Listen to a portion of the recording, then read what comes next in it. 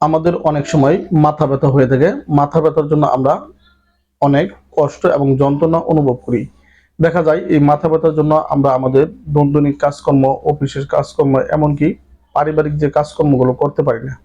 তো আজকে ইনশাল্লাহ মাথা ব্যথা থেকে মুক্তির জন্য অত্যন্ত পরীক্ষিত একটি কোরআনিক আমল দেব। এই আমলটি করলে আল্লাহর রহমতে ইনশাল্লাহ মাথা ব্যথা কমে যাবে এবং সাথে সাথে ইনশাল্লাহ ভালো হয়ে যাবে। আপনারা মোবাইলের স্ক্রিনে দেখতে পাচ্ছেন মাথা ব্যথা আরোগ্য হওয়ার আমল।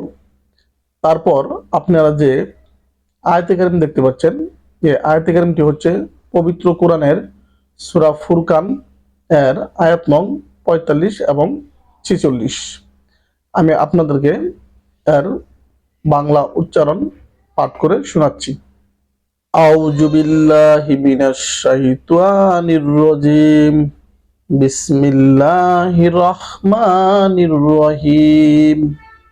আলাম তার ইলা রব্বিকা কাইফা মাদ্দাস জিল্লাহ ওয়ালাউ শাআ লাজাআলাহু সাকিনান সুম্মা জাআল্লাশ শামসা আলাইহি দালিল সুম্মা কবাদনাহু ইলাইনা কবদাই ইয়াসির। আমলটির নিয়ম হচ্ছে, যে ব্যক্তি মাথা ব্যথায় আক্রান্ত ওই ব্যক্তির মাথায় ডান হাত রেখে প্রথমে আপনারা ৩ বার যে কোনো দুরূদ শরীফ পাঠ করে নেবেন। তারপর আউযুবিল্লাহি মিনাশ শাইতানির রাজিম বিসমিল্লাহির রহমানির রহিম সহিত পবিত্র কোরআনের সূরা ফুরকানের ৪৫ এবং ৪৬ নং আয়াত ৭ বার পাঠ করবেন। ৭ বার পাঠ করে পুনরায় ৩ বার দুরূদ শরীফ পাঠ করবেন এবং তারপর মাথার উপর ইনশাল্লাহ ৭ বার ফু দিবেন।